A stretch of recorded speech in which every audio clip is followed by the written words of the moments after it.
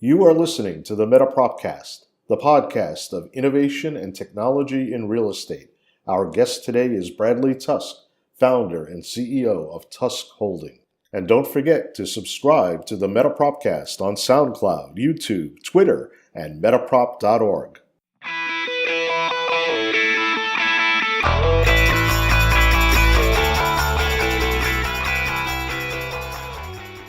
We're speaking today with Bradley Tusk, founder and CEO of Tusk Holdings.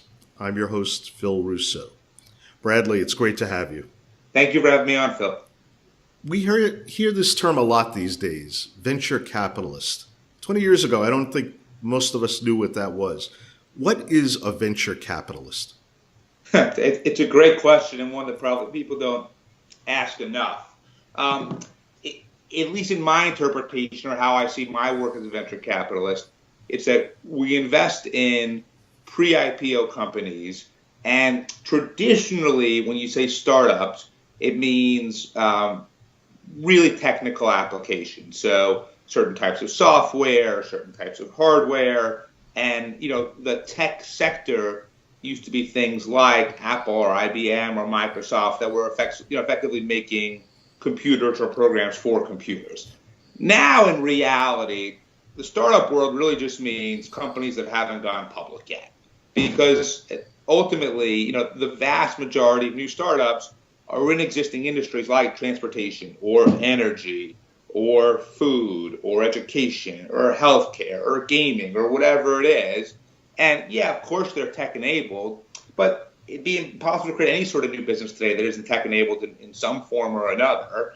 And so really what startups are just new businesses in lots of different industries where people say, I've got a better way to do something, to take an existing product or service and do it differently and more efficiently and more attractively. And if you give me money, I can build this thing out and be successful. And the venture capitalists are the people who give them money. You're a man of many pursuits in your venture capital world and beyond. And you, as you've said, are interested and look at a wide range of technology. How does PropTech measure up against the overall world of technology startups? What inning are we in? It's interesting. There's two ways to look at PropTech, which give you two different answers, right? So PropTech as investments in companies that are specifically working on physical real estate assets, I think the answer is we're really early, second inning, let's call it. However, I view PropTech a little more broadly. So I would say two of my best investments are in Handy and Lemonade. Now, neither of them are technically companies that work in physical infrastructure, but Handy is a platform where all types of handymen and cleaning professionals and others can connect to consumers and ultimately fix your apartment, clean your apartment, wire your stereo, hook up your TV, clean the bathroom, whatever it is. And so in my mind, that's PropTech. Lemonade is a brand new insurance company that provides homeowner and renters insurance solely through a platform. It's a totally digital insurance company. They provide the product for a fraction of what most traditional insurance companies charge. And they can do that because they don't have offices and agents and brokers and Super Bowl ads. They're just able to effectively cut all of that out and do the whole thing digitally and pass those savings on to the consumer. And so, in my view, that's PropTech as well. It's actually what we're more interested in over here. And that's probably more like the fourth inning. So what percentage would you say of your investments are in PropTech as you define it? Probably about 15%, but I think that will continue to grow. Look, people's physical assets, and Airbnb figured this out better than anyone else, are usually the most valuable thing they own, and what they'll spend the most amount of money on to protect and take care of and increase and advance. And, platform services that can help them do that can be very valuable. And so, we're in a bunch of them and we're going to keep looking at it. When you're assessing a startup for investment, what are the factors you look at? What would you tell PropTech founders are the most important things for you in assessing the long-term success of their startup? Sure. I mean, a few things. First and foremost, and this is going to sound like what probably every VC will tell you, it's the team, right? It's the founder, the CEO, the team around her and him, because ultimately, if they are relentless and brilliant and creative, and they've got starting with a half a decent idea, they're going to succeed. On the flip side, if they have the best idea in the world, but they're just not hardworking enough or not creative enough or not resilient enough, they're not going to succeed. I've worked with Uber since almost the very beginning, and I've been working with Travis for 6 years now. And one of the reasons Uber is so successful is just because of him. His personality is so unbelievably relentless and so driving, and his both ability to think about things in an analytical way and a creative way is so unique that that's really what makes Uber such an amazing company. So first and foremost, it's the founder, and the management team. The second thing, of course, is the idea itself. Does it make sense? Is it intrinsically appealing? Is it a really clever new way of doing something? And if so, why? And I find that if I have to talk myself into it, it's probably a good red flag that I shouldn't want to be in it in the first place. The third would be, the addressable market. What are we talking about here? If it's a market that ultimately is tens of billions of dollars in transactions every year, then even getting a small sliver of that could build a very profitable company. If it's much smaller, then, unless you somehow have a way to take over and own the entire thing, just the odds of success are a lot lower. So that's third. The fourth would be for us, because our focus tends to be first helping companies with their political and regulatory challenges, and then deploying capital into those companies when we really feel good about them. What is the political problem at hand? Is it solvable? Can we solve it? And if we do solve it, what does it mean for the company? If there's only an ancillary benefit, then I think to us, there's no real reason for us to be involved in the first place. But if it's existential to them, so for example, for Lemonade, we had to get them their licenses so they could operate. And obviously there was a lot of bureaucratic resistance, and we had to use, a more aggressive approach to get that done. That's existential. For FanDuel, which is not a prop tech company, but their ability to operate in every state after each state, launched various forms of investigations or actions to look at how to regulate daily fantasy sports, our ability to pass legislation to allow them to be able to operate is existential. For Uber, stopping the taxi medallion owners from trying to regulate them out of business is existential.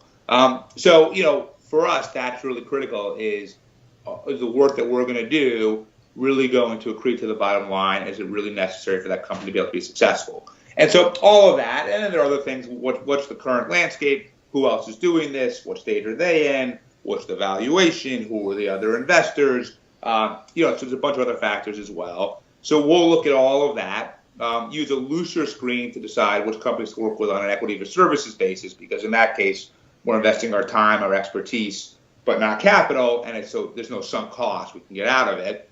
And then obviously use a much more rigorous approach to determine whether to deploy capital in those companies. You are listening to the MetaPropCast. We're talking with Bradley Tusk, founder and CEO of Tusk Holdings. It's Wednesday, December 21st, 2016.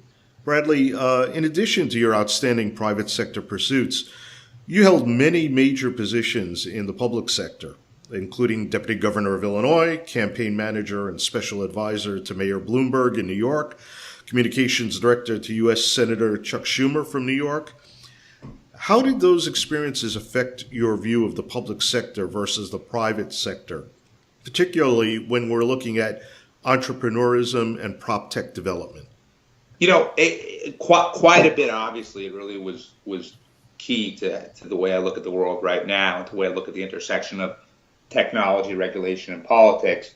And I think most importantly for the work that I do now, the work that we're talking about, it's really two questions. One, what's the appropriate role of government regulation in society? Where should government regulation take place, and where should it be aggressive, and where is it overreach and really not necessary, or where is it potentially even just a manifestation of entrenched interests trying to protect what they have rather than a real governmental reason to do something? So that's one. And then two, really, I think through all those experiences, I learned what are the real factors that motivate decision making in government. So why ultimately, if someone supports a bill or opposes a bill or proposes or supports a regulation or anything else, why are they really doing it? What are the factors that went into it? And what will ultimately enable them to change their view, right? And that's a combination of carrot and stick. The latter allows us to run typically pretty effective campaigns for our portfolio companies to solve a host of regulatory problems. The former, helps me think about what kind of company should we be in, how do we approach this particular marketplace, how do we approach, regulation around this. So, for example, at Airbnb, I would argue that on the second point, how to handle the political process, their work has been horrific. They have been guilty of political negligence malpractice from day one. However, I'm really sympathetic on the first point, which is there really a strong government need to regulate Airbnb in the first place? Look, if you're talking about basic health and safety issues for people who are paying to stay somewhere, yeah, I think you can make some case. But at the end of the day, government can't be all things to all people. It has a finite amount of resources. And if you just take New York City's recent example, there's been a lot of very tragic reports lately of deaths by child abuse, and the city's Administration for Children's Services, which is the agency charged with protecting children, has fallen down on the job. If you said to me, would you rather have the city spend money on more ACS caseworkers or more people in the Division of Special Enforcement to bust Airbnb hosts? I would say spend it on protecting kids. That's a much more important role for government than determining whether or not someone's staying on the couch or in a bedroom and they're there for 3 nights or 8 nights or 12 nights.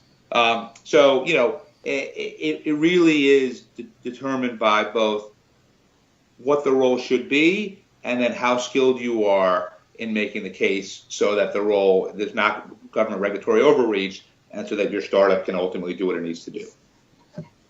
Is Airbnb a client of Tusk Holdings? They're not. And so both my criticism and praise is pretty objective and independent.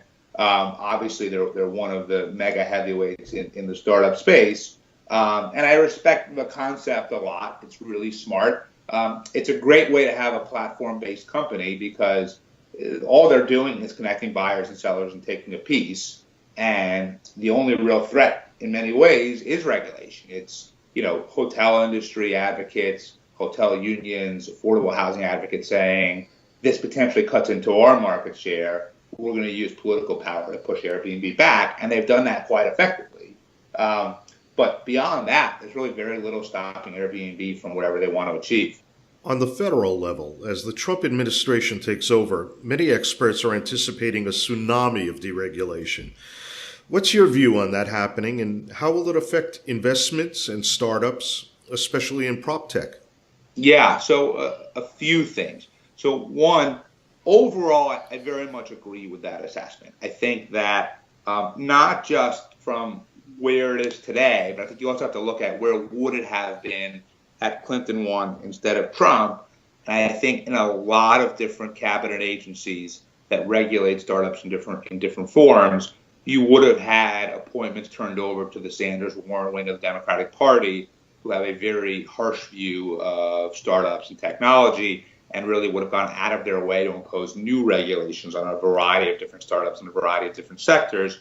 So it's not only will it likely be less than what you see right now in the Obama administration, but I think they really dodged the bullet for what would have happened under Clinton. From an overall market standpoint, I think that it's probably going to be pretty favorable. I know this isn't politically correct to say, and just for the record, I voted for and supported and donated to Clinton. But if you do cut corporate tax rates and individual tax rates and capital gains rates, and if the government does invest up to $1 trillion in infrastructure spending, you're going to see a very, very robust market, and that's going to encourage a lot of M&A and a lot of IPOs.